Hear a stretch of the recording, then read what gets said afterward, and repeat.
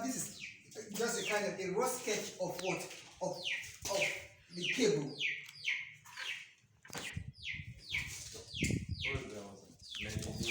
Yes, myelination. Yes, myelination. Okay. And what is myelination? Do you know that? If you look at this tipper, if a tipper wants to offload the cargo, there's a need for lubrication, isn't it? I just remember that metaphor. The same thing, for information to be able to move very, very fast. For information to be able to move very, very fast, okay, from one neuron to the other, oligodendrocytes, okay, need to provide fatty substance.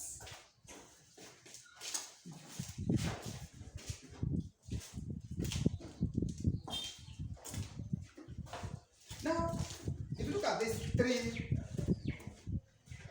three markers, okay, that represent axons. Okay, you see right here. Let me just exercise patience. These are fatty acids. These are what I'm saying, from my own perspective. For your physics-based background. No, this one is biology. Okay, this one is biology. I think you are talking about the connection between these axons. Yeah. And when you talk of this axon, it has to do with backbone, spinal cord, the spinal cord, the backbone. Mm-hmm. You know, they were being joined together, and it has to do with brain. Exactly. It is connected to the brain. Yes. In fact, I was even made to understand that the secretion of a spermatozoa, Okay. it begins from the backbone that connected the brain Okay. to the what, to this urethra. Oh yeah. It has to do with that. So this joint stuff you are talking about, I think it has connection with this backbone stuff. Thank you very much. The backbone is Because it has to do with spine. Because each spine are separated like. Yes. So they look like these axons, Exactly. accepting. Okay, accepting. And then, in addition to what you've actually said, now if you look at whatever that the tipper is about doing what? Offloading. You know that there's a way if that. Sorry, there is a student that wanted to register for NECO and is closing today. Okay, so no problem, sir. Yeah.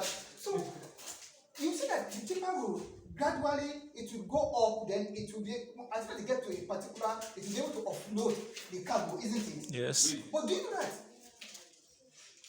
there's need to be if you touch that heavy rod, that iron, you discover that there is this oily substance.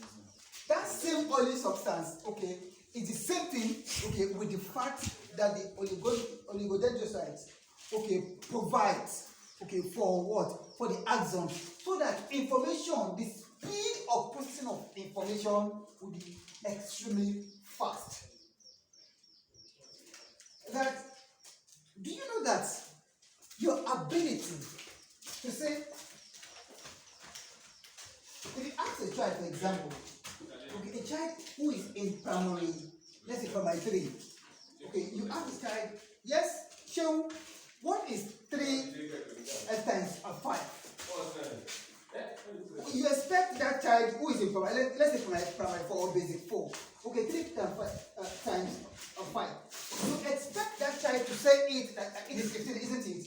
But any child you discover that you say 3 times 5, the child is like this, is thinking in thoughts, and at times maybe the child is trying to count his or her own finger.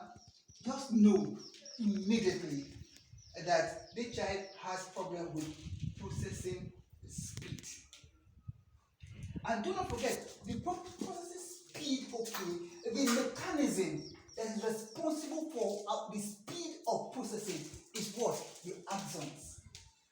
So if there is no enough fats, myelination,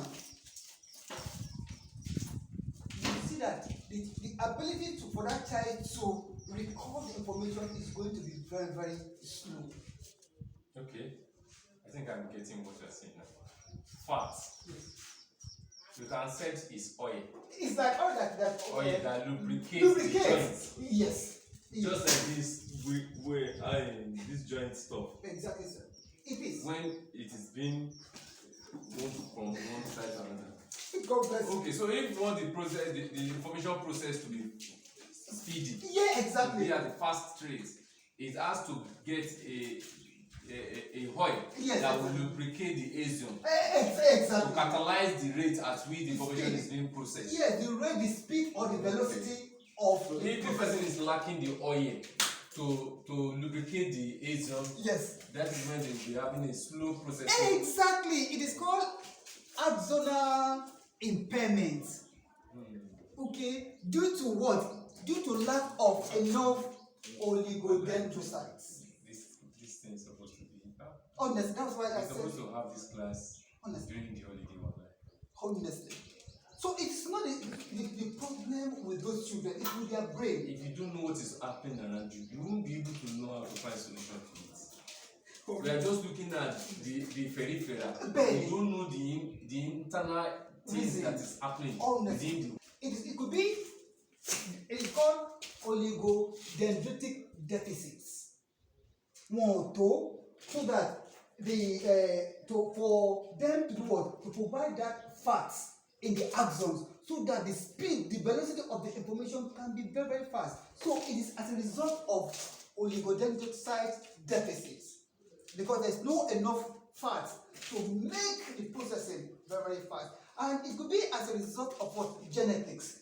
But that child inherited that thing from the parents. You know, when we talk of genetic mutations, we have both beneficial mutations and detrimental mutations. Like the question that you asked me yesterday. Hello, Gigi. Neurobiological reason for slow learning. So do not forget, the first one is what? Is oligodendritic deficit. Okay, sir. Thanks. Yeah, thank you. So, the first neurological reason for slow learning is what? Oligodendrocyte. Yes, it is oligo.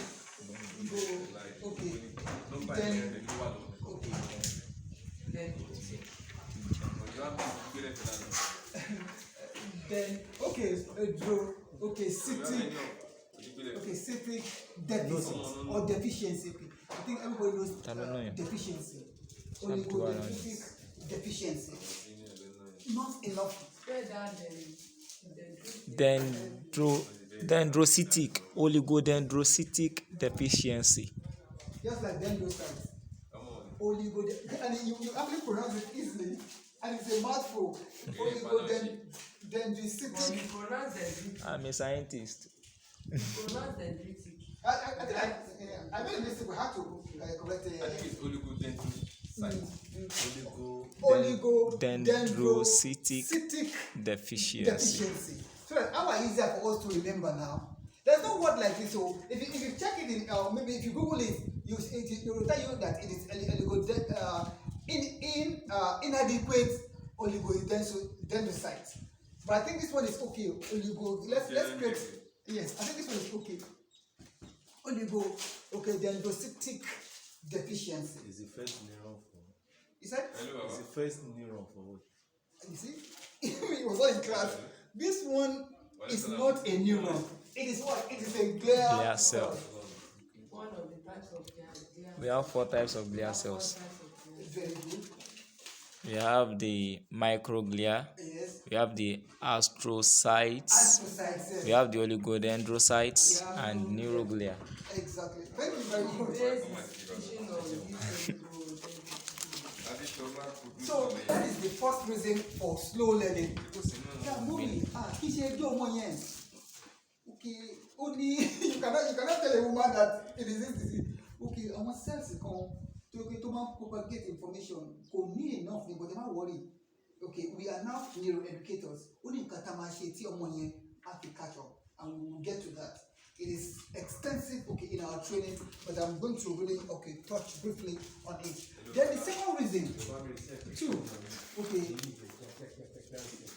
it has to do with the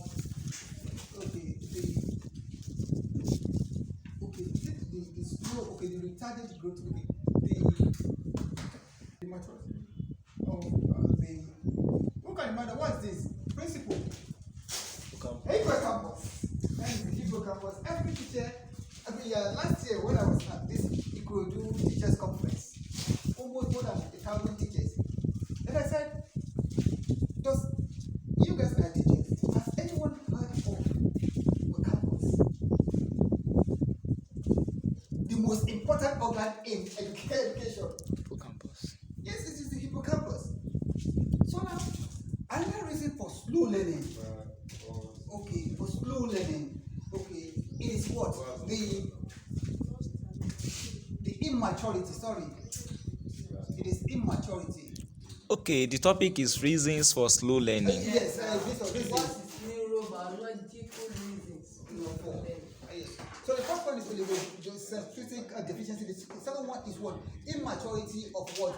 Of the hippocampus. Because do you know that if as we are developing, our hippocampus is what? Is also developing. And that is why there's something called the critical. The critical, okay, and sensitive, okay, period. The critical and sensitive period. Do you know that as a child is developing, there's a need for that child to have access to different sensory information so that the cells in the hippocampus can be active, and as the child is growing, they can support the acquisition of knowledge. But a child whose parents are illiterate, look at a child whose parents are illiterate, one, a child who does not have access to parents who would buy him books and read this bedtime stories. A child who does not reside in an environment where the siblings, okay, will engage him or her in conversation. It means that the child is going to have what?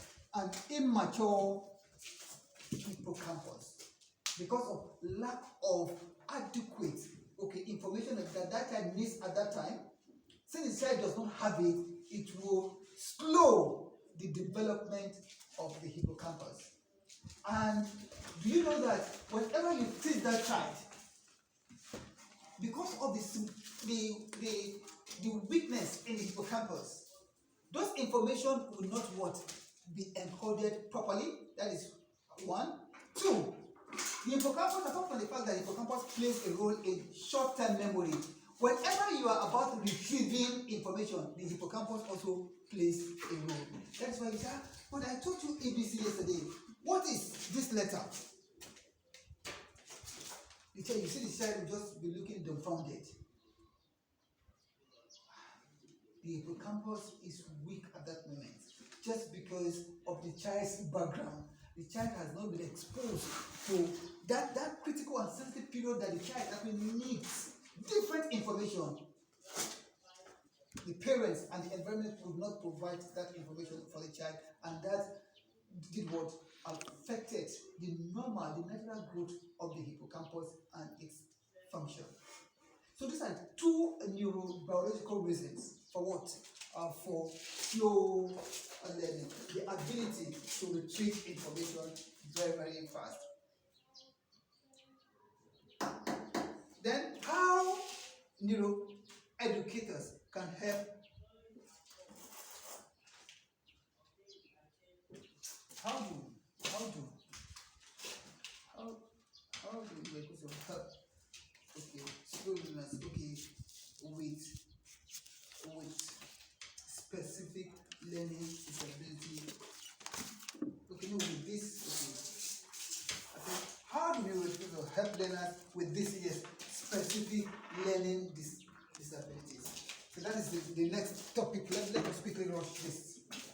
So you have already it is how do you help educators, because you people are trained to become neuro educators. How do you help slow learners? How do you help slow learners?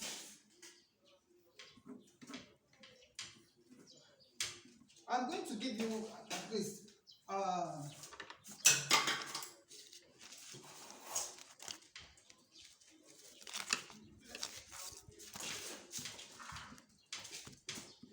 slow learners. First, you have to do what? To exercise what is called pedagogical or pedagogic patience. You have to be patient with them. Then two, you have to apply